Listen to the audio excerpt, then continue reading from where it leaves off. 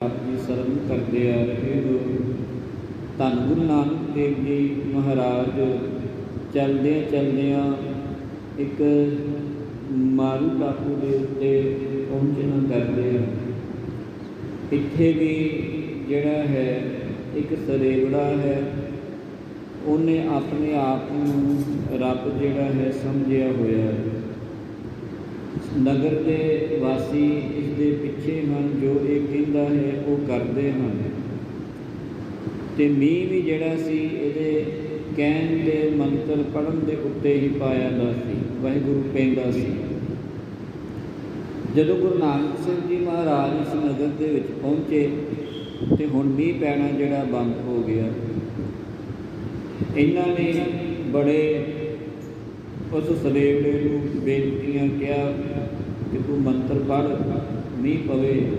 ਪਰ ਮਾਲਕ ਨੇ ਸ਼ਕਤੀ ਸਰੇਵੜੇ ਦੀ ਸਾਰੀ ਖਿੱਚ ਲਈ ਸੀ। ਹੁਣ ਗੁਰੂ ਨਾਨਕ ਸਿੰਘ ਜੀ ਮਹਾਰਾਜ ਜੀ ਦੇ ਕੋਲ ਆ ਗਏ।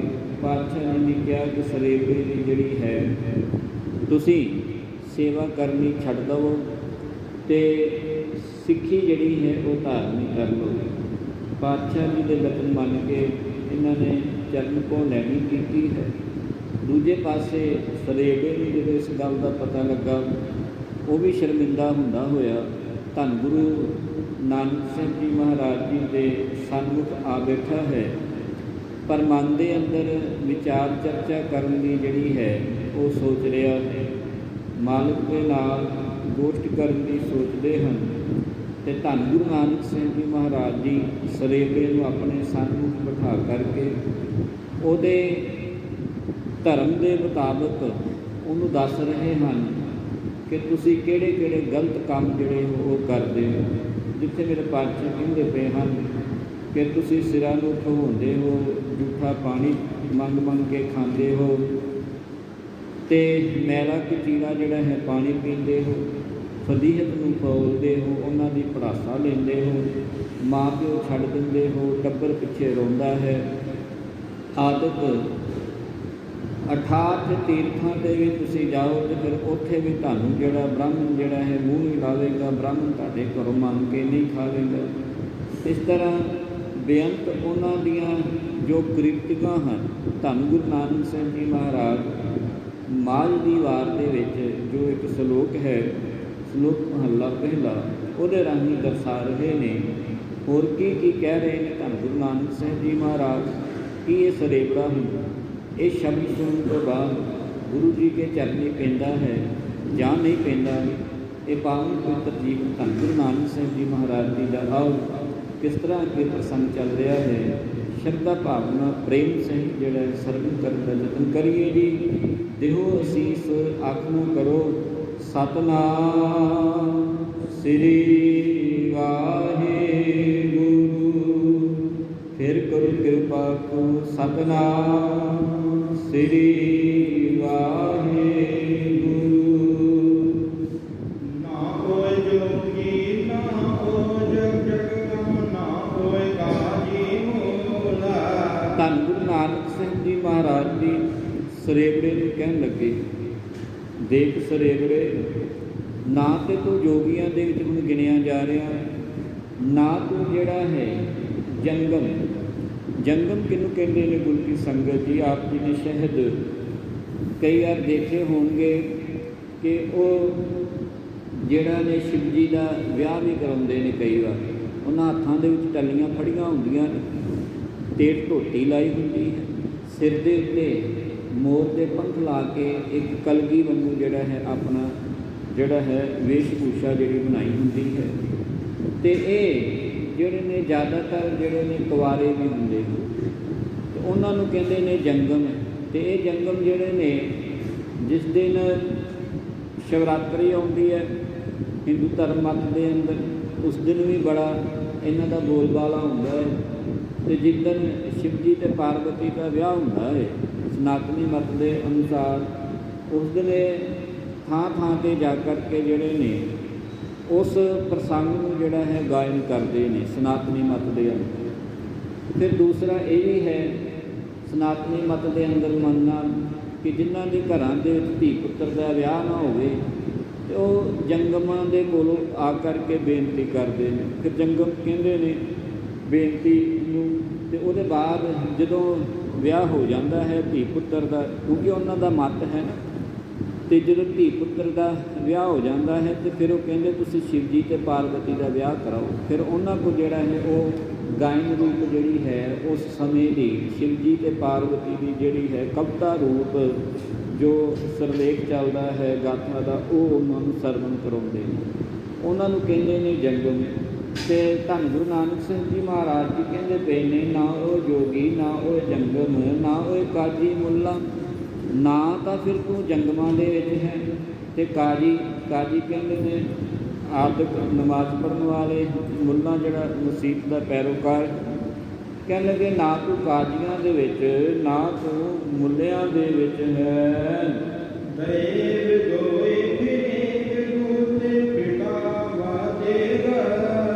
ਤੇ ਕੀ ਹੋਇਆ ਜਦੋਂ ਹੁਣ ਰੱਬ ਤੋਂ ਮੁਨਕਰ ਹੋ ਗਏ ਅਤੇ ਰੱਬ ਤੋਂ ਮੁਨਕਰ ਹੋ ਕਰਕੇ ਫਿਰ ਜਿਹੜੀਆਂ ਨੇ ਮੂੰਹ ਦੇ ਵਿੱਚ ਜਿਹੜੀਆਂ ਨੇ ਉਹ ਚਪੇੜਾਂ ਹੀ ਵੱਜਦੀਆਂ ਨੇ।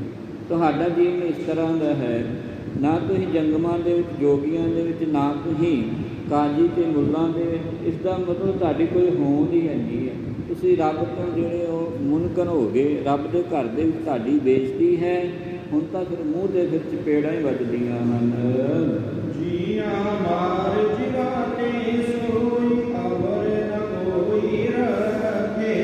ਇਸ ਵਾਮਨ ਮੱਤ ਦਾ ਮੰਨਣਾ ਹੈ, ਜੈਨੀ ਮੱਤ ਦਾ ਮੰਨਣਾ ਹੈ, ਸਰੇਵੜਿਆਂ ਦਾ ਮੰਨਣਾ ਹੈ ਕਿ ਜਿਹੜੇ ਜੀਵ ਆਪਾਂ ਮਾਰਦੇ ਹਾਂ ਇਹ ਪਾਪ ਹੈ। ਅਤੇ ਤੁਹਾਨੂੰ ਗੁਰੂ ਨਾਨਕ ਸਾਹਿਬ ਜੀ ਕਹਿਣ ਲੱਗੇ, ਇਹ ਸਰੇਵੜੇ ਜੀ ਸੁਣੋ, ਜੀਆਂ ਮਾਰ ਜੀਵਾਲੇ ਸੋਈ।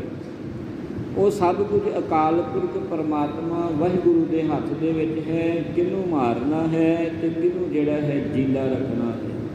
ਜੇ ਕੋਈ ਸੰਸਾਰ ਦੇ ਉੱਤੇ ਮਰ ਵੀ ਰਿਹਾ ਹੈ ਅਤੇ ਉਹਦਾ ਤਰੀਕਾ, ਉਹਦਾ ਕਾਰਨ, ਉਹਦਾ ਸਮਾਂ ਫਿਰ ਮਾਲਕ ਨੇ ਜਿਹੜਾ ਹੈ ਨਾ ਉਹ ਲਿਖਿਆ ਹੋਇਆ ਹੈ। ਆਪਾਂ ਬਾਣੀ 'ਚ ਰੋਜ਼ ਪੜ੍ਹਦੇ ਹਨ ਕਿ ਸੰਬਤ ਸਾਹਾ ਲਿਖਿਆ, ਉਹ ਸਾਹਾ ਅਟਲ ਗਿਣਿਆ ਗਿਆ ਹੈ।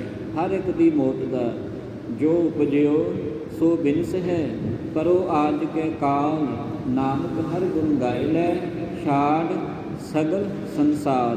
ਰਾਮ ਗਇਓ ਰਾਮ ਗਇਓ, ਜਾਂ ਕੋ ਬਹੁ ਪਰਿਵਾਰ, ਨਾਨਕ ਕਛ ਨਹੀਂ ਸੁਪਨੇ ਜਿਉ ਸੰਸਾਰ।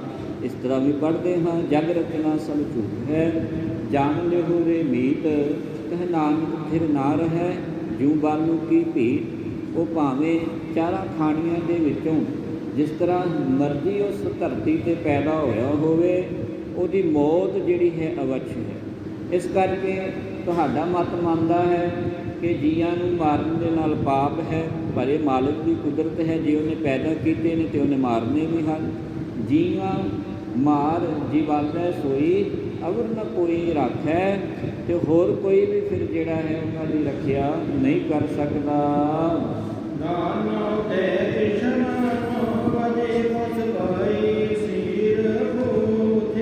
ਤੁਹਾਡਾ ਸੰਕਲਪ ਕਿੱਦਾਂ ਦਾ ਹੋ ਗਿਆ? ਤੁਸੀਂ ਦਾਨ ਤੋਂ ਵੀ ਵਾਂਝੇ ਰਹਿ ਗਏ ਅਤੇ ਤੁਸੀਂ ਇਸ਼ਨਾਨ ਤੋਂ ਵੀ ਵਾਂਝੇ ਰਹਿ ਗਏ। ਪਿਆਰ ਨਾਲ ਆਖੋ ਸਤਿਨਾਮ ਸ੍ਰੀ ਵਾਹਿਗੁਰੂ। ਇਹ ਸਰੇਵੜਾ ਜੀ ਤੁਸੀਂ ਪਾਣੀ ਤੋਂ ਜਿਹੜੇ ਜੇ ਸੰਗਦੇ ਜੇ, ਪਾਣੀ ਦੇਖ ਸੰਗਾਹੀ, ਤੁਸੀਂ ਤਾਂ ਨਹਾਉਂਦੇ ਹੀ ਨਹੀਂ ਜੇ। ਤੁਸੀਂ ਤਾਂ ਕਈ ਮਹੀਨਿਆਂ ਤੱਕ ਵੀ ਨਹਾਉਂਦੇ ਨਹੀਂ। ਮੈਲ ਸਰੀਰ ਦੇ ਉੱਤੇ ਜੰਮਦੀ ਹੈ, ਸਿਰ 'ਤੇ ਜੂਆਂ ਪੈਂਦੀਆਂ ਨੇ ਆਦਤ। ਅਤੇ ਇਸ ਕਰਕੇ ਦਾਨ ਉਹ ਤੁਹਾਡੇ ਹੱਥੋਂ 'ਤੇ ਕੋਈ ਦਾਨ ਵੀ ਲੈਣਾ ਪਸੰਦ ਨਹੀਂ ਕਰੇਗਾ ਮੈਲੇ ਕੁਚੀਲਿਆਂ ਦੇ ਕੋਲੋਂ। ਇਸ ਕਰਕੇ ਤੁਸੀਂ ਦਾਨ ਤੋਂ ਵੀ ਵਾਂਝੇ ਹੋ ਗਏ, ਇਸ਼ਨਾਨ ਤੋਂ ਵੀ ਵਾਂਝੇ ਹੋ ਗਏ, ਅਤੇ ਫਿਰ ਸਿਰ ਦੇ ਵਿੱਚ ਤਾਂ ਸਵਾਹ ਹੀ ਜਿਹੜੀ ਹੈ ਉਹ ਪਈ ਹੈ ਨਾ। ਪਾਣੀ ਵਿੱਚ ਰਤਨ ਪਾਣੀ ਮੇਰੀ ਆਮਦਾਨੀ। ਜਿਸ ਪਾਣੀ ਨੂੰ ਤੁਸੀਂ ਨਿੰਦਦੇ ਹੋ, ਉਹ ਤੋਂ ਸ਼ਰਮ ਖਾਂਦੇ ਹੋ ਕਿ ਪਾਣੀ ਮਾੜਾ ਹੈ। ਕਹਿਣ ਲੱਗੇ ਪਾਣੀ ਦੀ ਪਰਿਭਾਸ਼ਾ ਸੁਣੋ ਸਨਾਤਨੀ ਮੱਤ ਦੇ ਅੰਦਰ, ਉਹ ਕਿੰਨਾ ਕਿ ਮਹਾਨਤਾ ਦਿੰਦੇ ਨੇ ਪਾਣੀ ਨੂੰ। ਹਾਲਾਂਕਿ ਜਦੋਂ ਗੁਰਬਾਣੀ ਨੂੰ ਵੀ ਆਪਾਂ ਪੜ੍ਹਾਂਗੇ ਗੁਰੂ ਕੀ ਸੰਗਤ ਜੀ, ਅਤੇ ਮੇਰੇ ਮਾਲਕ ਨੇ ਸਪਸ਼ਟ ਰੂਪ ਦੇ ਵਿੱਚ ਇਸ ਗੱਲ ਦੀ ਬਿਆਨਤਾ ਕੀਤੀ ਹੈ। ਪਹਿਲਾ ਪਾਣੀ ਜੀਓ ਹੈ, ਜਿਤ ਹਰਿਆ ਸਭ ਕੋਇ। ਪਾਣੀ ਦੇ ਨਾਲ ਹੀ ਸਭ ਕੁਝ ਜਿਹੜਾ ਹੈ ਸੰਸਾਰ ਦੇ ਉੱਤੇ ਕੁਦਰਤ ਜਿਹੜੀ ਹੈ ਹਰੀ ਭਰੀ ਹੈ। ਪਰ ਤੁਸੀਂ ਪਾਣੀ ਨੂੰ ਨਿੰਦਦੇ ਹੋ। ਹੁਣ ਪਾਣੀ ਦੇ ਵਿੱਚ ਬੇਸ਼ਕੀਮਤੀ ਜਿਹੜੇ ਨੇ ਰਤਨ ਨੇ, ਪਾਣੀ ਵਿੱਚੋਂ ਰਤਨ ਉਪੰਨੇ ਮੇਲ ਕੀਆ ਮਧਾਣੀ। ਸਨਾਤਨੀ ਮਤ ਦੇ ਵਿੱਚ ਜਦੋਂ ਸਮੁੰਦਰ ਮੰਥਨ ਹੁੰਦਾ ਹੈ ਤੇ ਉਹ ਸੁਮੇਰ ਪਰਬਤ ਨੂੰ ਜਿਹੜਾ ਹੈ ਉਹ ਮਦਾਨੀ ਬਣਾ ਲੈਂਦੇ ਨੇ ਤੇ 14 ਰਤਨ ਜਿਹੜੇ ਸਨ ਉਹ ਵਿੱਚੋਂ ਨਿਕਲੇ ਹਨ। ਅੰਧ ਸਨਾਤਨੀ ਮਤ ਤੋਂ ਵੀ ਤੁਸੀਂ ਤੇ ਪਰੇ ਹੋ ਗਏ। ਉਹ ਤੇ ਇੰਨਾ ਤੇ ਮੰਨਦੇ ਹਨ ਕਿ ਪਾਣੀ ਉੱਤਮ ਹੈ, ਪਾਣੀ ਦੇ ਵਿੱਚੋਂ ਰਤਨ ਪੈਦਾ ਹੁੰਦੇ ਹਨ। ਅਕਸਰ ਤੀਰਥ ਦੇਵੀ ਥਾਪੇ ਗੁਰ ਲਗੇ ਬਾਣੀ। ਤੇ ਉਹਨਾਂ ਦੇ ਮਤ ਦੇ ਅਨੁਸਾਰ ਜਿੰਨੇ ਵੀ ਤੀਰਥ ਉਹਨਾਂ ਦੇ ਬਣੇ ਹੋਏ ਨੇ, ਆਪ ਜੀ ਨੂੰ ਜ਼ਿਆਦਾਤਰ ਉਹ ਸਾਰੇ ਤੀਰਥ ਜਿਹੜੇ ਨੇ ਉਹ ਪਾਣੀ ਦੇ ਕਿਨਾਰੇ ਦੇ ਉੱਤੇ ਮਿਲਣਗੇ, ਸਮੁੰਦਰਾਂ ਜਾਂ ਦਰਿਆਵਾਂ ਦੇ ਕਿਨਾਰੇ ਦੇ ਉੱਤੇ ਹੀ ਮਿਲਣਗੇ। ਤੇ ਜਿੱਥੇ ਉਹ ਜਾ ਕੇ ਆਪਣਾ ਜਿਹੜਾ ਹੈ ਤੀਰਥ ਜਿਹੜਾ ਹੈ ਇਸ਼ਨਾਨ ਕਰਦੇ ਹਨ। ਨਾਏ ਨਿਵਾਜਾ ਨਾਤੇ ਪੂਜਾ ਨਾਵਨ ਸਦਾ ਸੁਜਾ। ਤੁਸੀਂ ਤੇ ਕਹਿੰਦੇ ਹੋ ਪਾਣੀ ਮਾੜਾ ਹੈ, ਪਰ ਦੇਖੋ ਮੁਸਲਮਾਨ ਵੀਰ ਜਿਹੜੇ ਨੇ ਨਹਾਏ ਨਿਵਾਜਾਂ, ਉਹ ਨਹਾਉਣ ਤੋਂ ਬਗੈਰ ਜਿਹੜੇ ਨੇ ਨਮਾਜ਼ ਨਹੀਂ ਪੜ੍ਹਦੇ। ਨਹੀਂ ਤਾਂ ਕਈ ਇਸ ਤਰ੍ਹਾਂ ਵੀ ਆਪ ਜੀ ਸੰਸਾਰ ਦੇ ਉੱਤੇ ਦੇਖੋਗੇ, ਸਾਹਿਬ ਜੀ ਕਹਿੰਦੇ ਪਏ ਨੇ ਨਹਾਏ ਨਿਵਾਜਾਂ ਨਹਾਤੇ ਪੂਜਾ। ਦੋ ਧਰਮਾਂ ਦੀ ਗੱਲ ਆ ਰਹੀ ਹੈ। ਆਂਦੇ ਜਿਹੜੇ ਮੁਸਲਿਮ ਵੀਰ ਹਨ ਉਹ ਜਦੋਂ ਨਮਾਜ਼ ਪੜ੍ਹਦੇ ਹਨ ਉਸ ਤੋਂ ਪਹਿਲਾਂ ਉਜ਼ੂ ਕਰਦੇ ਹਨ। ਬਾਬੇ ਫਰੀਦ ਨੇ ਵੀ ਇਸ ਗੱਲ ਦੀ ਹਾਮੀ ਭਰੀ ਹੈ, ਉੱਠ ਫਰੀਦਾ ਉਜ਼ੂ ਸਾਜ ਸੁਬਹ ਨਿਵਾਜ਼ ਗੁਜ਼ਾਰ, ਜੋ ਸਿਰ ਸਾਈਂ ਨਾ ਨਿਵੈ ਸੋ ਸਿਰ ਕੱਪ ਉਤਾਰ। ਫਰੀਦ ਉੱਠ ਕੇ ਉਜ਼ੂ ਜਿਹੜਾ ਹੈ ਕਰਨਾ ਕਰ ਤੇ ਰੱਬ ਦੀ ਨਮਾਜ਼ ਅਦਾ ਕਰ।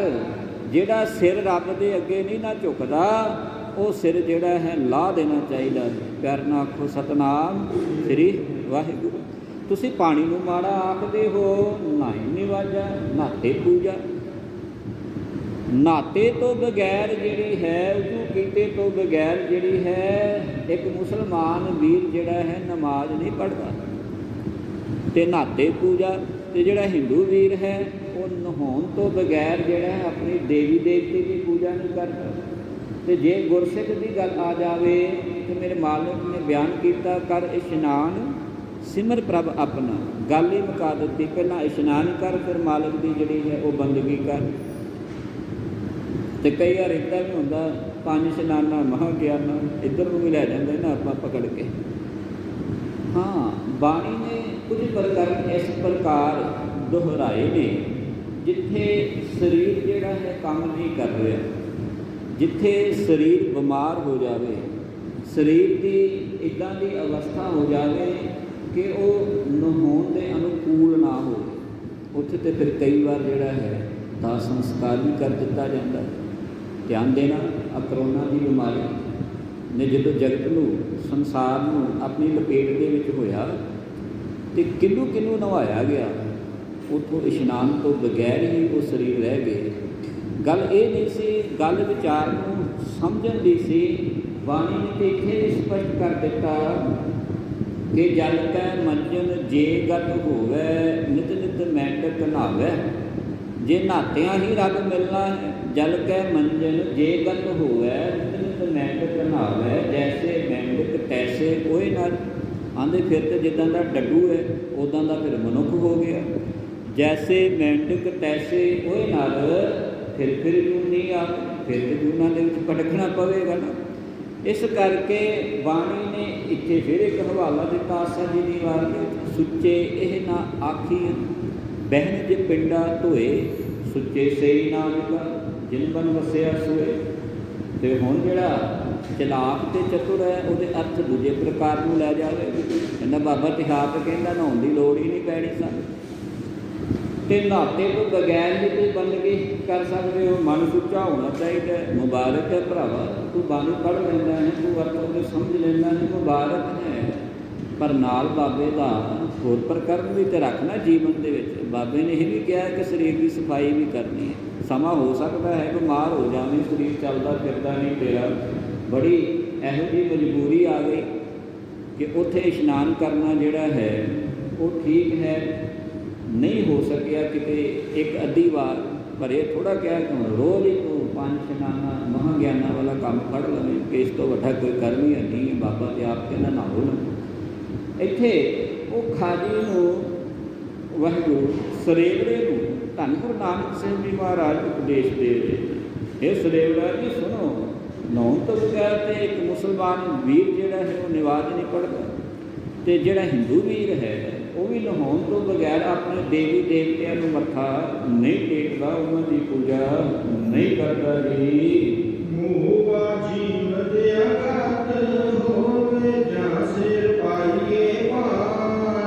ਆਂਦੇ ਜੀਵਦਿਆਂ ਤੇ ਮੋਇਆਂ ਗਾਤੀ ਤਾਂ ਹੈ ਕਿ ਜੇ ਸਿਰ ਦੇ ਵਿੱਚ ਜਿਹੜਾ ਹੈ ਉਹ ਪਾਣੀ ਪਾਇਆ ਜਾਵੇ। ਪਿਆਰ ਨਾਲ ਕੋ ਸਤਨਾਮ ਸ੍ਰੀ ਵਾਹਿਗੁਰੂ, ਫਿਰ ਗੁਰੂ ਕਿਰਪਾ ਕੋ ਸਤਨਾਮ ਸ੍ਰੀ ਵਾਹਿਗੁਰੂ। ਸਨਾਤਨੀ ਮਤ ਦੇ ਅੰਦਰ ਇੱਦਾਂ ਦੀ ਵੀ ਮਨੋਤ ਹੈ ਕਿ ਮਨੁੱਖ ਮਰ ਜਾਵੇ ਅਤੇ ਉਹਨੂੰ ਜਦੋਂ ਇਸ਼ਨਾਨ ਕਰਾਉਂਦੇ ਨੇ ਨਾ, ਅਤੇ ਉਹਦੇ ਸਿਰ ਦੇ ਵਿੱਚ ਜ਼ਰੂਰ ਪਾਣੀ ਪਾਉਂਦੇ। ਜਿੱਦਾਂ ਦਾ ਮਰਜ਼ੀ ਸਰੀਰ ਹੋਵੇ, ਜੇ ਨਹਾਉਣ ਦੇ ਅਨੁਕੂਲ ਹੈ ਅਤੇ ਉਹਨੂੰ ਜਿਹੜਾ ਹੈ ਉਹਦੇ ਸਿਰ ਦੇ ਵਿੱਚ ਜ਼ਰੂਰ ਪਾਣੀ ਪਾਉਂਦੇ ਨੇ। ਉਹਨਾਂ ਦੀ ਮਨੋਤ ਹੈ ਕਿ ਜੇ ਸਿਰ ਦੇ ਵਿੱਚ ਪਾਣੀ ਪਾਇਆ ਜਾਵੇ ਅਤੇ ਮਨੁੱਖ ਦੀ ਜਿਹੜੀ ਹੈ ਉਹ ਗਤੀ ਹੋ ਜਾਂਦੀ। ਮੁਬਾਰਕ ਹੈ ਉਹਨਾਂ ਦਾ ਕਰ, ਪਰ ਸਿੱਖ ਮਤ ਨੇ ਇਹਦੇ ਉੱਤੇ ਜਿਹੜੀ ਹੈ ਕਟਾਸ ਕੀਤੀ ਹੈ। ਗੁਰਮਤਿ ਨੇ ਇਹਨੂੰ ਜਿਹੜਾ ਹੈ ਉਹ ਨਹੀਂ ਮੰਨਿਆ। ਬਾਣੀ ਦਾ ਇਸ ਗੱਲ ਦਾ ਹਵਾਲਾ ਦਿੰਦੀ ਹੈ, ਅੰਤ ਕਾਲ ਜੋ ਨਰਾਇਣ ਸਿਮਰੇ ਐਸੀ ਚਿੰਤਾ ਮੈਂ ਜੇ ਮਰੇ, ਬਦਤ ਤਲੋ ਚਿੰਤੇ ਨਰ ਮੁਕਤਾ ਪੀਤੰਬਰ ਜਾਂਕੈ ਹਿਰਦੈ ਵਸੈ। ਅੰਤਲੇ ਸਵਾਸਾਂ ਤੱਕ ਜਿਹੜਾ ਰੱਬ ਦੇ ਘਰ ਦੇ ਨਾਲ ਜੁੜਿਆ ਰਿਹਾ, ਉਹ ਰੱਬ ਦੇ ਘਰ ਦੇ ਵਿੱਚ ਕਬੂਲ ਹੋ ਜਾਂਦਾ। ਜੇ ਦੂਜੇ ਭਰਮ ਤੇ ਭੁਲੇਖਿਆਂ ਦੇ ਵਿੱਚੋਂ ਸਰੇਵੜਾ ਜੀ ਨਿਕਲ ਨਾ ਕਰੋ। ਨਾਨਕ ਸਿਰ ਕੁਤੇ ਸਤਾਮੀ ਨਾ ਗੱਲ ਨਾ ਪਾਣੀ। ਤੇ ਨਾਨਕ ਦੇ ਪਦ ਦੀ ਮੋਹਰ ਲਾ ਕੇ ਗੁਰੂ ਨਾਨਕ ਸਾਹਿਬ ਜੀ ਮਹਾਰਾਜ ਜੀ ਕਹਿੰਦੇ ਆ, ਸਰੇਵੜਾ ਜੀ ਤੁਹਾਨੂੰ ਆ ਜਿੰਨੇ ਬਚਨ ਕਹਿ ਦਿੱਤੇ ਨਾ, ਤੁਹਾਨੂੰ ਹੁਣ ਇਹ ਖੱਬਣੇ ਨਹੀਂ, ਤੁਹਾਨੂੰ ਇਹ ਹੁਣ ਚੁਗਣੇ ਨੇ। ਅਤੇ ਇਸ ਕਰਕੇ ਤੁਹਾਨੂੰ ਸਮਝਾਉਣ ਦਾ ਮੇਰੇ ਖਿਆਲ ਦੇ ਨਾਲ ਕੋਈ ਫਾਇਦਾ ਨਹੀਂ। ਮੂਰਖੇ ਨਾਲ ਨਾ ਲੁੱਟੀਏ। ਤੁਹਾਡੇ ਸਿਰ ਦੇ ਵਿੱਚ ਤਾਂ ਬਸ ਇਹੀ ਹੈ ਕਿ ਸਵਾਹ ਪਾਈ ਜਾਓ ਅਤੇ ਵਾਲ ਜਿਹੜੇ ਨੇ ਉਹ ਪੁੱਟੀ ਜਾਓ। ਹੁਣ ਜਦੋਂ ਇੰਨੇ ਬਚਨ ਕਹਿ ਦਿੱਤੇ, ਸਾਹਮਣੇ ਸਰੇਵੜਾ ਬੈਠਾ ਹੈ, ਧੰਨ ਗੁਰੂ ਨਾਨਕ ਸਾਹਿਬ ਜੀ ਸਨਮੁਖ ਹਨ, ਅਤੇ ਸਿੱਧੀਆਂ ਚਪੇੜਾਂ ਜਿਹੜੀਆਂ ਨੇ ਉਹਨਾਂ ਦੇ ਪੰਥ ਦੀਆਂ ਗੱਲਾਂ ਕਰ ਕਰਕੇ ਧੰਨ ਗੁਰੂ ਨਾਨਕ ਸਾਹਿਬ ਜੀ ਮਾਰ ਰਹੇ ਨੇ। ਅਤੇ ਦੇਖੋ ਹੁਣ ਧੰਨ ਗੁਰੂ ਨਾਨਕ ਸਾਹਿਬ ਜੀ ਮਹਾਰਾਜ ਜੀ ਦੇ ਅੱਗੇ ਇਹ ਸਰੇਵੜਾ ਕਿਸ ਤਰ੍ਹਾਂ ਝੁਕ ਰਿਹਾ ਹੈ ਜੀ।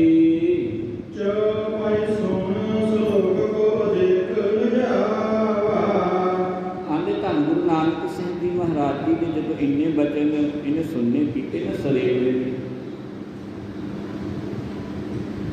ਜਦੋਂ ਇਹਨੇ ਬਚਨ ਸੁਣਨੇ ਕੀਤੇ ਤੇ ਇਹਦੇ ਮਨ ਦੇ ਵਿੱਚ ਫਿਰ ਜਿਹੜੀ ਹੈ ਸ਼ਰਮ ਆ ਗਈ, ਲੱਜਾ ਆ ਗਈ।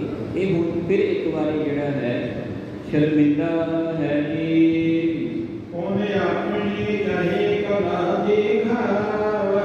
ਸ਼ਰਮਿੰਦਾ ਹੋਣ ਦੇ ਨਾਲ ਨਾਲ ਮਨ ਦੇ ਵਿੱਚ ਫਿਰ ਹੰਗਤਾ ਵੀ ਹੈ ਥੋੜ੍ਹੀ, ਹਜੇ ਹੰਗਤਾ ਮਰੀ ਨਹੀਂ। ਅਤੇ ਸੋਚਦਾ ਹੈ ਕਿ ਇੱਕ ਵਾਰੀ ਮੈਂ ਆਪਣਾ ਜ਼ੋਰ ਜਿਹੜਾ ਹੈ ਨਾ, ਆਪਣੀ ਕਲਾ ਇਸ ਸਾਧੂ ਨੂੰ, ਇਸ ਤਪਸਵੀ ਨੂੰ ਜਿਹੜਾ ਹੈ ਵਿਖਾਉਣਾ ਕਰਾਂਗੀ। ਜੰਤਰ ਮੰਤਰ ਕਜੋਰ ਲਗਾਵਾ। ਜਿੰਨੇ ਤੋਂ ਜੰਤਰ ਮੰਤਰ ਸੀ ਨਾ, ਉਹਦਾ ਖੂਬ ਜਿਹੜਾ ਹੈ ਜ਼ੋਰ ਲਾਉਣਾ ਕੀਤਾ ਹੈ। ਤਿਨ ਤੇ ਗੁਰ ਪ੍ਰਕਾਸ਼ ਨ ਵਸਾਵਾ। ਪਿਆਰ ਨਾਲ ਕੋ ਸਤਨਾਮ ਸ੍ਰੀ ਵਾਹਿਗੁਰੂ। ਆਂਦੇ ਜੰਤਰਾਂ ਮੰਤਰਾਂ ਦਾ ਗੁਰੂ ਦੇ ਉੱਤੇ ਕੀ ਵਾਰ ਹੋਣਾ ਸੀ, ਕਿਉਂਕਿ ਜਿਹੜਾ ਗੁਰੂ ਨੇ ਵਾਰ ਕੀਤਾ ਹੈ ਨਾ, ਕੌਣ ਝੱਲੈ ਗੁਰੂ ਦੀ ਝਾਲਾ। ਸਾਚੇ ਸਤਿਗੁਰ ਸੂਰਮੇ ਬਹਿਆ ਬਾਣ ਜੋ ਏਕ।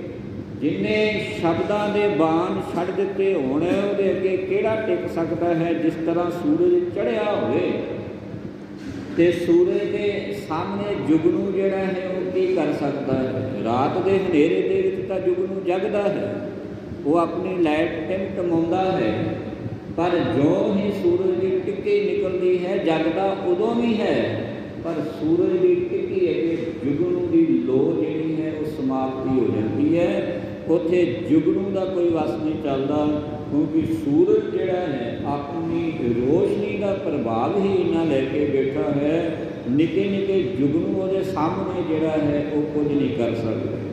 ਧੰਨ ਗੁਰੂ ਨਾਨਕ ਸਾਹਿਬ ਜੀ ਮਹਾਰਾਜ ਰੱਬ ਦਾ ਰੂਪ ਹਨ ਤੇ ਉਹ ਰੱਬ ਦੇ ਰੂਪ ਦੇ ਅੱਗੇ ਆ ਜੰਤਰਾਂ ਮੰਤਰਾਂ ਸ਼ੰਤਰਾਂ ਵਾਲੇ ਆਦਿਕ ਸਰੇਵਲੇ ਜੈਟ ਜਿਹੜੇ ਸਨ ਉਹ ਕੀ ਕਰ ਸਕਦੇ ਸਨ। ਆਂਦੇ ਇਹਦੇ ਜੰਤਰ ਮੰਤਰ ਨਾ ਚੱਲੇ, ਇਹਦੀ ਸ਼ਕਤੀ ਜਿਹੜੀ ਹੈ ਸਫਲ ਗਈ ਹੈ। ਜਾਣੇ ਰੱਬ ਬਸਾਲ ਬੇਦਨੀ ਕੀ, ਜਦੋਂ ਬੜਾ ਜ਼ੋਰ ਲਾ ਲਿਆ ਨਾ ਇਹਨੇ ਸਰੇਵਲੇ ਨੇ ਆਪਣਾ, ਤੇ ਹੁਣ ਮਨ ਦੇ ਵਿੱਚ ਸੋਚਦਾ ਹੈ ਕਿ ਇਹਦੇ ਅੱਗੇ ਮੇਰਾ ਹੁਣ ਵਸ ਨਹੀਂ ਚੱਲਦਾ। ਇਹਦੀ ਵਿੱਧ ਜਿਹੜੀ ਹੈ, ਇਹਦੀ ਸ਼ਕਤੀ ਜਿਹੜੀ ਹੈ, ਇਹਦੀ ਕਲਾ ਜਿਹੜੀ ਹੈ, ਇਹਦਾ ਬਲ ਜਿਹੜਾ ਹੈ, ਇਹਦਾ ਜ਼ੋਰ ਜਿਹੜਾ ਹੈ ਨਾ ਉਹ ਮੇਰੇ ਤੋਂ ਭਾਰਾ ਹੈ। ਇਹ ਬੜਾ ਭਾਰੀ ਪੁਰਖ ਹੈ, ਜਹਰ ਪੀਰ ਜਗਤ ਗੁਰ ਬਾਬਾ। ਇਹ ਬੜਾ ਯਹਰੀ ਪੀਰ ਹੈ, ਜਗਤ ਦਾ ਬਾਬਾ ਹੈ। ਕਹਿ ਰਹੀ ਭਾਈ ਗੁਰਦਾਸ ਜੀ ਦੇ ਮੁਤਾਬਕ ਆਂਦਾ ਇਹ ਬੜਾ ਵਿਸ਼ਾਲ ਹੈ, ਇਹਦੀ ਵਿੱਧ ਬੜੀ ਭਾਰੀ ਜੇ। ਹੁਣ ਮੇਰੇ ਮਨ ਨੂੰ ਤਸੱਲੀ ਹੋ ਰਹੀ ਹੈ, ਮੇਰਾ ਇਹਦੇ ਅੱਗੇ ਜ਼ੋਰ ਨਹੀਂ ਚੱਲਣਾ। ਸਰਦਾ ਧਰਤ ਪਿਓ ਤਬ ਜੀ ਕੀ, ਉਸੇ ਵੇਲੇ ਦੋਨੋਂ ਹੱਥ ਜੋੜ ਕੇ ਜਿੱਦਾਂ ਡੰਡਾ ਸੁੱਟ ਦਈਏ ਜ਼ਮੀਨ ਤੇ, ਇੱਦਾਂ ਆਪਣੇ ਸਰੀਰ ਨੂੰ ਇਹਨੇ ਧੰਨ ਗੁਰੂ ਨਾਨਕ ਸਾਹਿਬ ਜੀ ਧਰਤ ਆਪਣੇ ਸਰੀਰ ਨੂੰ ਧੰਨ ਗੁਰੂ ਨਾਨਕ ਸਾਹਿਬ ਜੀ ਦੇ ਸਨਮੁਖ ਜਿਹੜਾ ਲਿਟਾ ਦਿੱਤਾ ਹੈ। ਨਮੋ ਕਰੀ ਪਗ ਪਾਹੁਲ ਨੀਨੰਗ, ਤੇ ਨਮਸਕਾਰ ਕਰਕੇ ਧੰਨ ਗੁਰੂ ਨਾਨਕ ਸਾਹਿਬ ਜੀ ਮਹਾਰਾਜ ਜੀ ਦੇ ਅੱਗੇ ਬੇਨਤੀ ਕਰ ਰਿਹਾ। ਕਹਿਣ ਲੱਗਾ ਪਾਤਸ਼ਾਹ, ਜਿਸ ਤਰ੍ਹਾਂ ਇਹਨਾਂ ਨਗਰ ਨਿਵਾਸੀਆਂ ਨੂੰ, ਹਾਰੂ ਦੇਸ਼ ਵਾਸੀਆਂ ਨੂੰ ਤੂੰ ਆਪਣਾ ਸਿੱਖ ਬਣਾ ਲਿਆ, ਆਪਣੀ ਚਰਨ ਪਹੁਲ ਦੇ ਦਿੱਤੀ, ਪਾਤਸ਼ਾਹ ਮੈਨੂੰ ਵੀ ਜਿਹੜੀ ਹੈ ਆਪਣਾ ਸਿੱਖ ਬਣਾ ਲੈ, ਮੈਨੂੰ ਵੀ ਆਪਣੇ ਚਰਨ ਕਮਲਾਂ ਦੀ ਪਹੁਲ ਜਿਹੜੀ ਹੈ ਦੇਣੀ ਕਰ। ਪੂਰਬ ਰੀਤ ਤਿਆਗ ਸਭ ਦੇ ਨੰਗ, ਤੇ ਮੈਂ ਸਾਰੀ ਉਹ ਪੂਰਬਲੀ ਰੀਤ ਭਾਵ ਆ ਜੋ ਰੀਤਾਂ ਧੰਨ ਗੁਰੂ ਨਾਨਕ ਸਾਹਿਬ ਜੀ ਮਹਾਰਾਜ ਜੀ ਨੇ ਇਸ ਸ਼ਲੋਕ ਦੇ ਵਿੱਚ ਦਰਸਾਈਆਂ ਸਰੇਵੜੇ ਦੀਆਂ, ਇਹਨਾਂ ਦੇ ਮੱਤ ਦੀਆਂ, ਆਂਦਾ ਮੈਂ ਅੱਜ ਤੋਂ ਇਹ ਤੋਬਾ ਕਰ ਲੈਣਾ, ਮੇਰੇ ਕੰਨਾਂ ਨੂੰ ਲੱਗੇ ਹੱਥ ਬਾਬਾ, ਅੱਜ ਤੋਂ ਬਾਅਦ ਮੈਂ ਇਹ ਰੀਤਾਂ ਦੇ ਵਿੱਚ ਨਹੀਂ ਪਵਾਂਗਾ।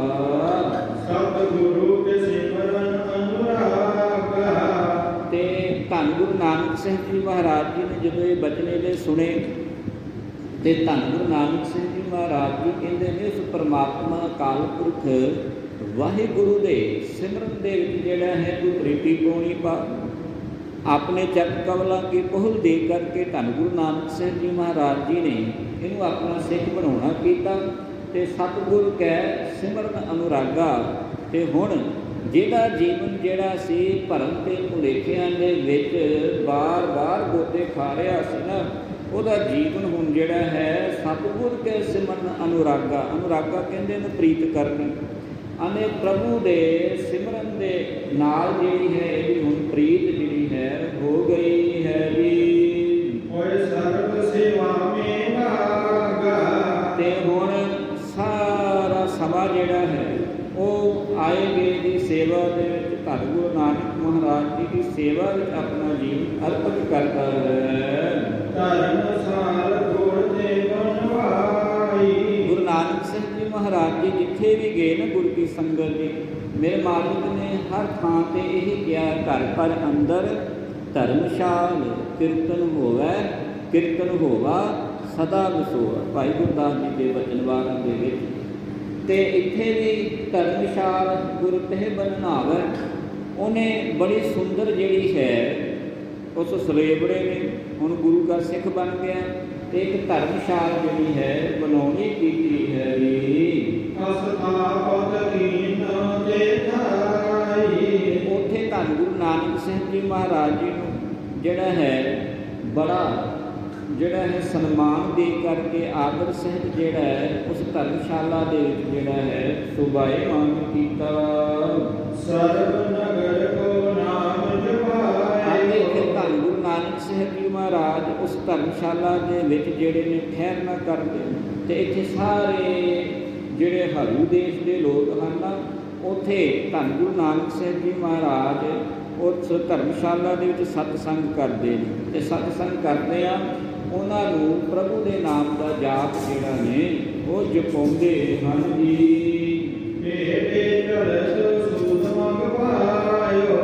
ਧੰਨ ਗੁਰੂ ਨਾਨਕ ਸਿੰਘ ਜੀ ਮਹਾਰਾਜ ਜੀ ਐਸੇ ਪੁਰਖ ਹਨ ਜਿਹੜੇ ਟੇਢੇ ਚੱਲਦੇ ਪਏ ਸਨ ਉਹਨਾਂ ਨੂੰ ਸੂਧੇ ਕਰ ਦਿੱਤਾ, ਭਾਵ ਉਹਨਾਂ ਨੂੰ ਸਿੱਧੇ ਰਸਤੇ ਮਾਰਗ ਤੇ ਪਾ ਦਿੱਤਾ ਹੈ। ਆਂਦੇ ਇਸ ਤੋਂ ਬਾਅਦ ਕਾਫੀ ਦਿਨ ਧੰਨ ਗੁਰੂ ਨਾਨਕ ਸਿੰਘ ਜੀ ਮਹਾਰਾਜ ਨੇ ਇਸ ਪਾਵਨ ਪਵਿੱਤਰ ਧਰਮਸ਼ਾਲਾ ਦੇ ਇਹਨਾਂ ਨੇ ਆਪਣੇ ਦਿਨ ਬਤੀਤ ਕੀਤੇ ਤੇ ਹੁਣ ਚੜ੍ਹਿਆ ਸੋਧਨ ਧਰਤ ਲੁਕਾਈ। ਧੰਨ ਗੁਰੂ ਨਾਨਕ ਸਿੰਘ ਜੀ ਮਹਾਰਾਜ ਜੀ ਦੇ ਜਨਮ ਦਿਨ ਦੇ ਖਾਣ ਵਾਸਤੇ ਲੁਕਾਈ ਦਾ ਜਿਹੜਾ ਹੈ ਕਲਿਆਣਤਾ ਕਰਨ ਵਾਸਤੇ ਘਰੋਂ ਜਿਹੜੇ ਨੇ ਉਹ ਚੱਲੇ ਹੋਏ ਨੇ ਉਦਾਸੀਆਂ ਦੇ ਉੱਤੇ। ਤੇ ਭਾਈ ਬਾਲਾ ਜੀ ਕਹਿਣ ਲੱਗੇ ਧੰਨ ਗੁਰੂ ਅੰਗਦ ਦੇਵ ਜੀ ਮਹਾਰਾਜ ਜਦੋਂ ਕਾਫੀ ਦਿਨ ਬਤੀਤ ਹੋ ਗਏ ਨਾ ਤੇ ਉਦੋਂ ਫਿਰ ਧੰਨ ਗੁਰੂ ਨਾਨਕ ਸਿੰਘ ਜੀ ਮਹਾਰਾਜ ਜੀ ਨੇ ਇਹਨਾਂ ਨਗਰ ਨਿਵਾਸੀਆਂ ਨੂੰ ਨਾ ਆਪਣੀ ਇੱਛਾ ਜਿਹੜੀ ਹੈ ਉਹ ਦੱਸੀ ਕਿ ਅਸੀਂ ਹੁਣ ਇੱਥੋਂ ਜਿਹੜਾ ਹੈ ਪ੍ਰਸਥਾਨ ਕਰਨਾ ਚਾਹੁੰਦੇ ਹਾਂ।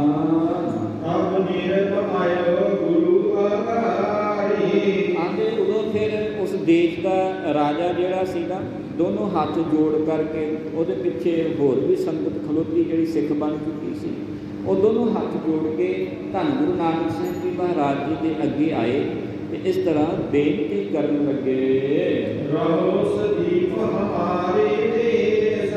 ਕਹਿਣ ਲੱਗੇ ਹੇ ਧੰਨ ਗੁਰੂ ਨਾਨਕ ਸਿੰਘ ਜੀ ਮਹਾਰਾਜ ਸਾਨੂੰ ਪਹਿਲਾਂ ਪਤਾ ਨਹੀਂ ਸੀ ਤੁਸੀਂ ਇੰਨੇ ਭਾਰੀ ਪੁਰਖ ਹੋ, ਸਾਨੂੰ ਨਹੀਂ ਸੀ ਪਤਾ ਤੁਸੀਂ ਜਗਤ ਦੀ ਕਲਿਆਣਤਾ ਕਰਨ ਵਾਸਤੇ ਤੁਰੇ ਹੋਏ ਹੋ।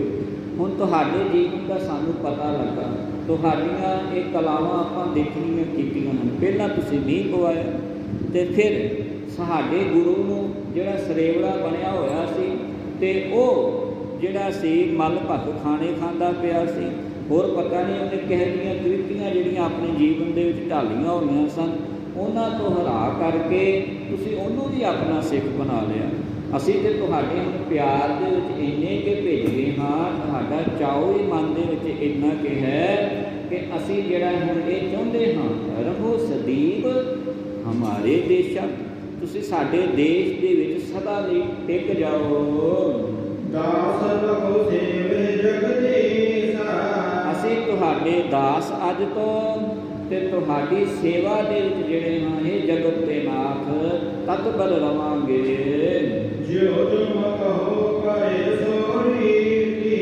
ਜਿੱਦਾਂ ਜਿੱਦਾਂ ਤੁਸੀਂ ਕਹੋਗੇ ਅਸੀਂ ਉੱਦਾਂ ਉੱਦਾਂ ਹੀ ਜਿਹੜੇ ਨੇ ਕਾਰਜ ਕਰਾਂਗੇ। ਤੇ ਆਤੇ ਹੋਰ ਜਿੰਨੀਆਂ ਵੀ ਮਾੜੀਆਂ ਵਿਪਰੀਤਾਂ ਨੇ ਭਾਵ ਰੀਤਾਂ ਨੇ ਉਹਨਾਂ ਨੂੰ ਤਿਆਗ ਦੇਵਾਂਗੇ।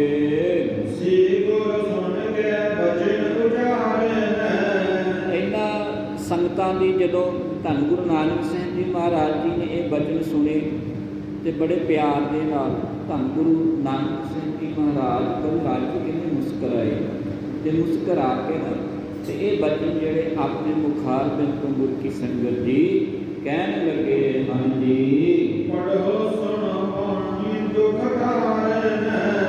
ਹੇ ਹਾਰੂ ਦੇਸ਼ ਦੇ ਵਾਸੀਓ ਤੁਹਾਨੂੰ ਇੱਕ ਉਪਦੇਸ਼ ਹੈ, ਤੁਹਾਨੂੰ ਇੱਕ ਹੁਕਮ ਹੈ, ਤੁਸੀਂ ਬਾਣੀ ਨੂੰ ਜਿਹੜਾ ਹੈ ਉਹ ਪੜ੍ਹਿਆ ਕਰੋ, ਤੁਸੀਂ ਬਾਣੀ ਨੂੰ ਜਿਹੜਾ ਹੈ ਉਹ ਸੁਣਿਆ ਕਰੋ।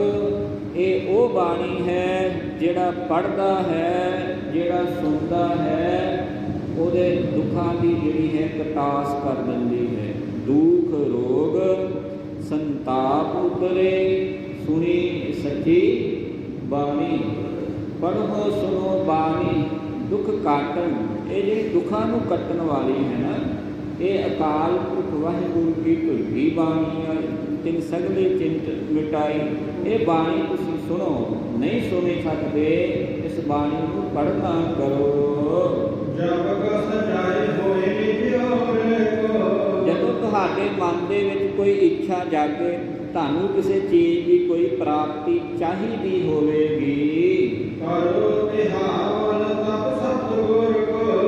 ਤੇ ਤੁਹਾਨੂੰ ਅਸੀਂ ਬਚਨ ਕਰ ਜਾਂਦੇ ਹਾਂ ਅੱਜ ਕਿ ਤੁਸੀਂ ਉਸ ਬਾਣੀ ਦੇ ਸਨਮੁਖ ਹੋ ਕਰਕੇ ਉਸ ਅਕਾਲ ਪੁਰਖ ਨੂੰ ਜਿਹੜਾ ਹੈ ਸਨਮੁਖ ਜਾਣ ਕਰਕੇ ਨਾ ਤੇ ਤੁਸੀਂ ਤਿਹਾਵ ਜਿਹੜਾ ਹੈ ਉਹ ਤਿਆਰ ਕਰਨਾ ਹੈ। ਭਾਵ ਕੜਾਹ ਪ੍ਰਸ਼ਾਦ ਦੀ ਦੇਗ ਜਿਹੜੀ ਹੈ, ਜੋ ਵਿਧੀ ਆਪਾਂ ਪਹਿਲਾਂ ਵੀ ਬਿਆਨ ਕੀਤੀ ਹੈ, ਉਸ ਵਿਧੀ ਦੇ ਮੁਤਾਬਕ ਤੁਸੀਂ ਉਹ ਕੜਾਹ ਪ੍ਰਸ਼ਾਦ ਦੀ ਦੇਗ ਤਿਆਰ ਕਰਨੀ ਹੈ। ਤੇ ਫਿਰ ਕੜਾਹ ਪ੍ਰਸ਼ਾਦ ਦੀ ਦੇਗ ਲੈ ਕਰਕੇ ਸਨਮੁਖ 1 ਟਕਾ ਭਾਵ 1 ਰੁਪਈਆ, ਉਸ ਸਮੇਂ ਦਾ 1 ਰੁਪਈਆ ਅੱਜ ਦੇ ਸਮੇਂ ਦੇ ਹਿਸਾਬ ਨਾਲ ਲਾ ਲਓ ਕਿੰਨੇ ਕੇ ਬਣ ਜਾਣਗੇ।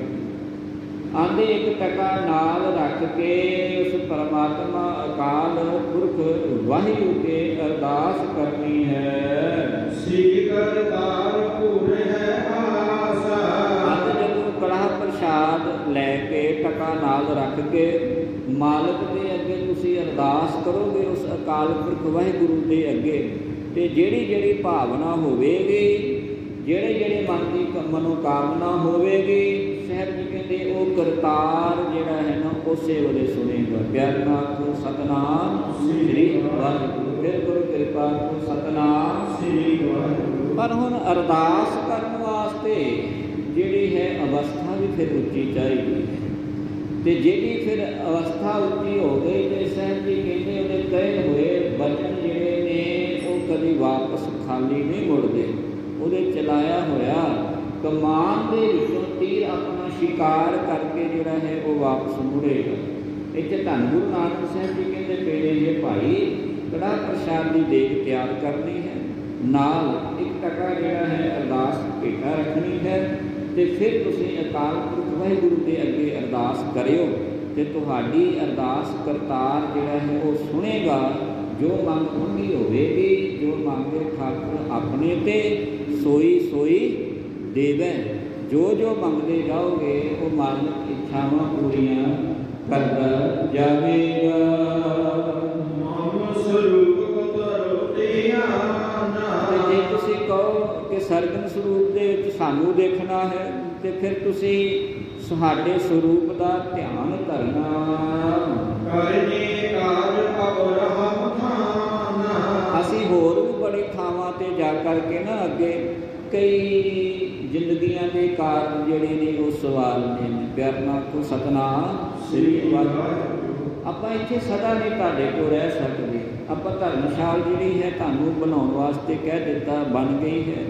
ਇੱਥੇ ਧਰਮ ਦੀ ਜਿਹੜੀ ਹੈ ਉਹ ਕਿਰਤ ਕਰੋ, ਨਾਲ ਆਪਣੀ ਵੀ ਕਿਰਤ ਜਿਹੜੀ ਹੈ ਜੀਵਨ ਬਸਰ ਕਰੋ। ਪਰ ਆਪਾਂ ਤੁਹਾਡੇ ਕੋਲ ਸਦਾ ਨਹੀਂ ਰਹਿ ਸਕਦੇ। ਜਦੋਂ ਸਾਡਾ ਤੁਸੀਂ ਸਰੂਪ ਦੇਖਣਾ ਹੋਵੇ, ਅੱਖਾਂ ਮੀਟ ਕਰਕੇ ਸਾਨੂੰ ਚੇਤੇ ਕਰਿਓ, ਧਿਆਨ ਦੇ ਵਿੱਚ ਰੱਖਿਓ, ਸਾਰੇ ਕਾਰਜ ਤੁਹਾਡੇ ਰਾਸ ਹੋਣਗੇ। ਦੋਹਰਾ ਗੁਣ ਰੇਸ ਗੋਰਦ ਪਿਓ ਦੇਹੋ ਪਾਈ ਨ ਮੋਰ। ਅੱਜ ਜਦੋਂ ਇਤਨੇ ਬਚਨ ਧੰਨ ਗੁਰੂ ਨਾਨਕ ਸਾਹਿਬ ਜੀ ਮਹਾਰਾਜ ਜੀ ਦੇ ਸੁਣੇ ਨਾ ਸਾਰੀ ਸੰਗਤ ਨੇ, ਉੱਥੋਂ ਦੇ ਲੋਕਾਂ ਨੇ, ਦੇਸ਼ ਵਾਸੀਆਂ ਨੇ, ਤੇ ਜਿਹੜਾ ਰਾਜਾ ਸੀ ਨਾ ਉਹਨੇ ਦੋਨੋਂ ਹੱਥ ਫਿਰ ਜੋੜੇ, ਤੇ ਰਾਜਾ ਕਹਿਣ ਲੱਗਾ ਧੰਨ ਗੁਰੂ ਨਾਨਕ ਸਾਹਿਬ ਜੀ ਮਹਾਰਾਜ, ਚਲੋ ਤੁਸੀਂ ਇੱਥੇ ਨਹੀਂ ਰੁਕਣਾ, ਆਪਾਂ ਤੁਹਾਡੀ ਗੱਲ ਮੰਨ ਲਈ ਕਿ ਤੁਸੀਂ ਜਗਤ ਜਨੰਦੇ ਠਾਰਨ ਵਾਸਤੇ ਚੜ੍ਹੇ ਹੋ, ਤੁਸੀਂ ਧਰਤ ਨੂੰ ਜਿਹੜਾ ਹੈ ਉਹ ਤਾਰਨ ਵਾਸਤੇ ਜਿਹੜਾ ਹੈ ਸਫ਼ਰ ਕਰ ਰਹੇ ਹੋ, ਯਾਤਰਾਵਾਂ ਦੇ ਉੱਤੇ ਹੋ, ਇੱਕ ਥਾਂ 'ਤੇ ਤੁਸੀਂ ਨਹੀਂ ਰੁਕਣਾ ਕਦੀ ਵੀ। ਪਰ ਸਾਡੀ ਇੱਕ ਬੇਨਤੀ ਤੇ ਮੰਨੋਗੇ ਨਾ, ਤੁਸੀਂ ਸਾਡੇ ਕੋਲੋਂ ਕੋਈ ਉਪਹਾਰ, ਕੋਈ ਭੇਟਾ ਜਿਹੜੀ ਹੈ, ਕੋਈ ਗਿਫਟ ਕਹਿ ਲਈਏ, ਉਹ ਲੈ ਲਵੋ ਜੀ। ਅਮਿਤ ਜਵਾਹਰ ਤਰੇ ਮਨ ਮੈਂ ਚਰਨ ਦਿਓਰ। ਤੇ ਕੀ ਕੀਤਾ ਇਹਨਾਂ ਨੇ? ਬੜੇ ਜਵਾਹਰਾਤ ਮੋਤੀ ਜਿਹੜੇ ਨੇ ਨਾ ਉਹਨਾਂ ਦਾ ਭਰਿਆ ਥਾਲ, ਤੇ ਧੰਨ ਗੁਰੂ ਨਾਨਕ ਸਾਹਿਬ ਜੀ ਮਹਾਰਾਜ ਜੀ ਦੇ ਚਰਨਾਂ ਦੇ ਸਾਹਮਣੇ ਰੱਖ ਦਿੱਤਾ ਤੇ ਮੱਥਾ ਟੇਕਿਆ। ਚੌਪਈ ਧਰੇ ਵਿਸ਼ਾਲ ਆਨ ਕਰ ਮੋਤੀ। ਬੜੇ ਵਿਸ਼ਾਲ ਤੇ ਬੜੇ ਸੁੰਦਰ ਉਹ ਮੋਤੀ ਥਾਲ ਦੇ ਵਿੱਚ ਪਏ ਹੋਏ ਦਿਖਾਈ ਦੇ ਰਹੇ ਸਨ। ਜ਼ਿੰਦਗੀ ਵਡ ਦੁੱਧ ਦਿਵਤ ਪੋਦੋਤੀ। ਜਿਨ੍ਹਾਂ ਦੀ ਸੁੰਦਰਤਾ ਬਿਆਨ ਨਹੀਂ ਕੀਤੀ ਜਾ ਸਕਦੀ, ਉਹ ਬੜੇ ਹੀਰੇ ਜਵਾਹਰਾਤ ਚਮਕ ਰਹੇ ਸਨ ਜੀ। ਬੋਲੇ ਤਿਨੇ ਬੇਲੋਕ ਕੁਸਾਈ। ਜਦੋਂ ਇੰਨਾ ਕੁਝ ਦੇਖਿਆ ਧੰਨ ਗੁਰੂ ਨਾਨਕ ਸਾਹਿਬ ਜੀ ਮਹਾਰਾਜ ਜੀ ਨੇ, ਤੇ ਫਿਰ ਆਪਣੇ ਮੁਖਾਰ ਬਿੰਦ ਤੋਂ ਗੁਰੂ ਗੁਰੂ ਨਾਨਕ ਸਿੰਘ ਜੀ ਮਹਾਰਾਜ ਇਸ ਤਰ੍ਹਾਂ ਬਚਨ ਕਹਿੰਦੇ ਹਨ ਜੀ। ਇਹ ਮੋਤੀ ਹੈ ਕੂੜ ਲਗਾਈ, ਪਿਆਰ ਨਾਲ ਆਖੋ ਸਤਿਨਾਮ ਸ੍ਰੀ ਵਾਹਿਗੁਰੂ। ਇਹ ਮੋਤੀ ਤੁਸੀਂ ਰਾਜਾ ਜੀ ਜੋ ਸਾਡੇ ਸਾਹਮਣੇ ਰੱਖੇ ਨੇ, ਜਵਾਹਰਾਤ ਸਾਡੇ ਸਾਹਮਣੇ ਰੱਖੇ ਹੈ, ਜੋ ਵੀ ਸ਼ੈਵਾਂ ਬੇਸ਼ਕੀਮਤੀ ਦੁਨੀਆ ਦੇ ਪੱਖ ਤੋਂ ਤੁਸੀਂ ਰੱਖੀਆਂ ਨੇ, ਇਹ ਸਾਰੀਆਂ ਝੂਠੀਆਂ, ਇਹ ਕੂੜ ਹਨ।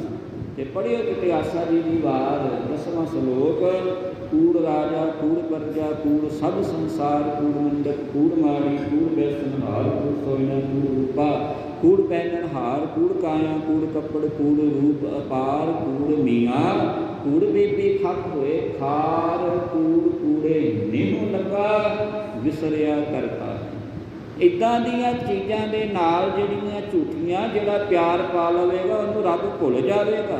ਕੂੜ ਕੂੜੇ ਨਿਹੂ ਲੱਗਾ ਵਿਸਰਿਆ ਕਰਤਾਰ, ਕਿਸ ਨਾਲ ਕੀਚੈ ਦੋਸਤੀ ਸਭ ਜਗ ਚੱਲੂਗਾ। ਮਾਲਕ ਨੇ ਗੱਲ ਹੀ ਮੁਕਾ ਦਿੱਤੀ, ਕਹਿਣ ਲੱਗੇ ਇਹਨਾਂ ਦਾ ਕੋਈ ਫਾਇਦਾ ਨਹੀਂ ਜੀ। ਮੋਤੀ ਸਾਜ ਨਾਮ ਹਰ ਜੋਏ, ਜੇ ਮੋਤੀ ਹੀ ਲੈਣਾ ਹੈ, ਜੇ ਰਤਨ ਹੀ ਲੈਣਾ ਹੈ, ਤੇ ਵਾਹਿਗੁਰੂ ਦਾ ਜੋ ਸੱਚਾ ਨਾਮ ਹੈ ਨਾ, ਉਹਨੂੰ ਹਿਰਦੇ ਦੇ ਵਿੱਚ ਪਰੋਵੇ। ਪਿਆਰ ਨਾਲ ਆਖੋ ਸਤਿਨਾਮ ਸ੍ਰੀ ਵਾਹਿਗੁਰੂ। ਫਿਰ ਕਰੋ ਕਿਰਪਾ ਆਖੋ ਸਤਿਨਾਮ ਸ੍ਰੀ ਵਾਹਿਗੁਰੂ। ਧਿਆਨ ਦੇਣਾ, ਧੰਨ ਗੁਰੂ ਅਮਰਦਾਸ ਜੀ ਮਹਾਰਾਜ ਜੀ ਦੀ ਰੱਬੀ ਕਲਾਮ, ਗੁਰੂ ਕਾ ਸ਼ਬਦ ਰਤਨ ਹੈ, ਹੀਰੇ ਜਿਤ ਜੜਾਓ।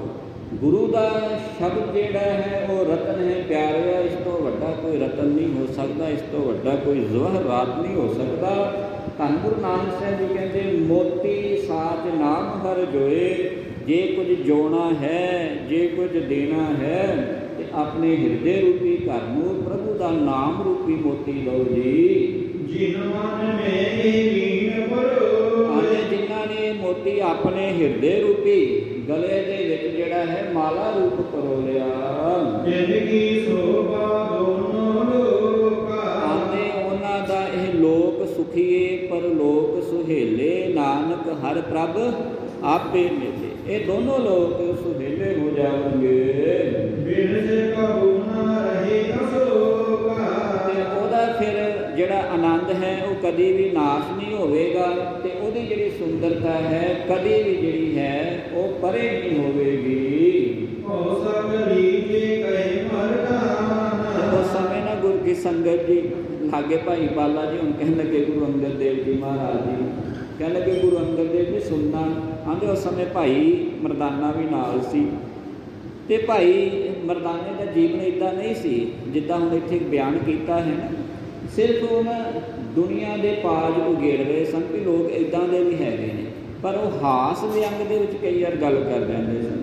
ਕਹਿੰਦੇ ਭਾਈ ਮਰਦਾਨਾ ਜੀ ਲਾਗੇ ਬੈਠੇ ਗੁਰੂ ਨਾਨਕ ਸਾਹਿਬ ਜੀ ਮਹਾਰਾਜ ਜੀ ਦੇ, ਤੇ ਭਾਈ ਮਰਦਾਨਾ ਜੀ ਨਾ ਧੰਨ ਗੁਰੂ ਨਾਨਕ ਸਾਹਿਬ ਜੀ ਨੂੰ ਕਹਿੰਦੇ, ਕਹਿਣ ਲੱਗੇ ਪਾਤਸ਼ਾਹ ਕਿੰਨੇ ਸੋਹਣੇ ਮੋਤੀ ਹੈ, ਕਿੰਨੇ ਵਧੀਆ ਤੇ ਬੇਸ਼ਕੀਮਤੀ ਜਵਾਹਰਾਤ ਹੈ, ਆਪਾਂ ਸਫ਼ਰ 'ਤੇ ਨਿਕਲਣਾ, ਕਿਤੇ ਰੋਟੀ ਪਾਣੀ ਦੀ ਜ਼ਰੂਰਤ ਪੈ ਜਾਂਦੀ ਹੈ, ਪੈਸਾ ਖਰਚਣਾ ਪੈ ਜਾਂਦਾ, ਇੱਦਾਂ ਨਾ ਕਰੀਏ ਕਿ ਇੱਕ ਮੁੱਠ ਇਹਨਾਂ ਦੀ ਭਾਰੀ ਲਈਏ। ਪਿਆਰ ਨਾਲ ਆਖੋ ਸਤਿਨਾਮ ਸ੍ਰੀ ਵਾਹਿਗੁਰੂ। ਹੁੰਦੇ ਨਾ ਇੱਦਾਂ ਕਈ ਲੋਕ, ਇਹ ਉਦਾਹਰਨ ਭਾਈ ਮਰਦਾਨਾ ਦੀ ਉਹਨਾਂ ਲੋਕਾਂ ਦੀ ਦੇ ਰਹੇ ਨੇ, ਪਰ ਭਾਈ ਮਰਦਾਨੇ ਦਾ ਜੀਵਨ ਇੱਦਾਂ ਦਾ ਨਹੀਂ ਹੈ। ਸਮਝ ਮਤਲਬ ਹੈ ਆਂਦੇ ਕੁਝ ਕੋ ਲੀਜੇ ਕਹੇ ਮਰਦਾਨਾ, ਮਰਦਾਨਾ ਕਹਿੰਦਾ ਕੁਝ ਤਾਂ ਮੈਂ ਥੋੜਾ ਬਹੁਤਾ ਇੱਕ ਮੁੱਠ ਭਰ ਲਵਾਂ। ਸੁੰਦਰ ਦੀਪਕ ਸੁਦੁੱਤ ਨਿਜ ਨਾਮ, ਕਹਿੰਦਾ ਬੜਾ ਸੁੰਦਰ ਦਿਖਦੇ ਨੇ ਮੋਤੀ ਹੀਰੇ ਜਵਾਹਰਾਤ, ਗੁਰੂ ਕਹੇ ਜੋ ਦੇਖਤ ਏਹੋ। ਧੰਨ ਗੁਰੂ ਨਾਨਕ ਸਾਹਿਬ ਜੀ ਕਹਿੰਦੇ ਭਾਈ ਮਰਦਾਨੇ ਆਪਣੀ ਆਦਤਾਂ ਤੋਂ ਬਾਜ ਨਹੀਂ ਆਉਂਦਾ। ਪਿਆਰ ਨਾਲ ਆਖੋ ਸਤਿਨਾਮ ਸ੍ਰੀ ਵਾਹਿਗੁਰੂ। ਕੋਈ ਨਾ ਕੋਈ ਸਾਂਭ, ਕੋਈ ਨਾ ਕੋਈ ਖੇਡ ਤੂੰ ਹਰ ਵਾਰੀ ਵਰਤਾ ਹੀ ਜਾਣਾ।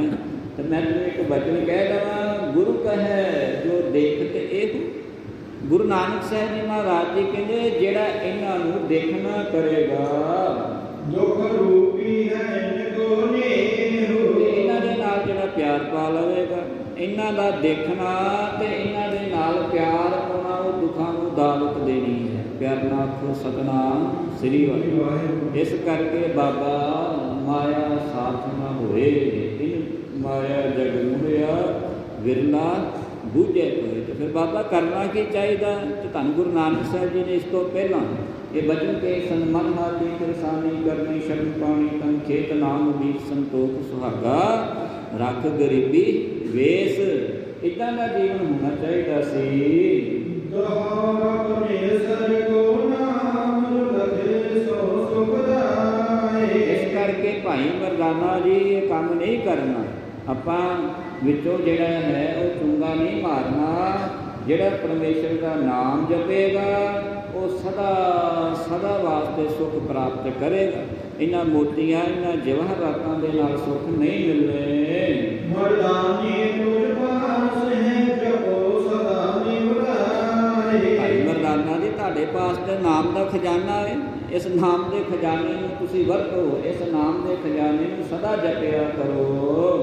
जपई बिन सो प्रीतना कीजे काप ही। ये झूठियां शैवां दे नाल कदी भी प्रीत जिहड़ी है प्यार नहीं पाउणा चाहीदा। इस प्रकार कहे कर गुर ताप ही। इस तरह धन गुरु नानक साहिब जी ने जदों बचन कहने कीते हन विदा होए कीनो प्रस्थान। उदों फिर नगर निवासियों के कोलों धन गुरु नानक साहिब जी ने अगे चलण की आग्या लै लई है। भगत पाओ जिन जग प्रगटाना। आते धन गुरु नानक साहिब जी महाराज ऐसे जगत के उत्ते प्रगट होए ने जिन्हां ने भगती नूं जिहड़ा है शिखर तक जिहड़ा है वो पहुँचा दिता है। भाव जे किते ओ डुबदे समुद्रां वाले पासे गए जिथे पिंड डुब रहे सन उन्हां नूं तार दिता। जिथे नगरां दे विच अग लग रही सी उन्हां नूं तार दिता। ते अज जिहड़े सरेवड़े रूप बने हुए सन उहदे चेले सारे उन्हां नूं भी सिख बना के संसार तो तार दिता। जिहड़ा सरेवड़ा कहंदा सी मेरी शक्ति तो वड्डी किसी की शक्ति नहीं हो सकती वो भी धन गुरु नानक साहिब जी महाराज जी के चरणों का भोरा बन गया।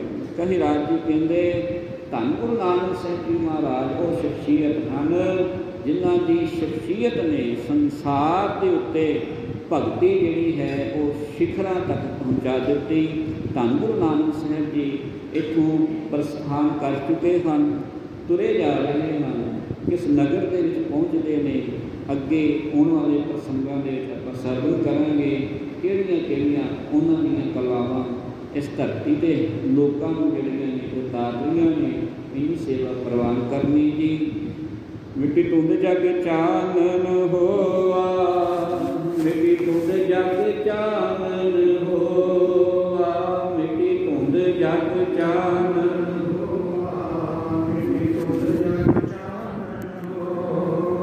सतगुरु नानक प्रगटया। सतगुरु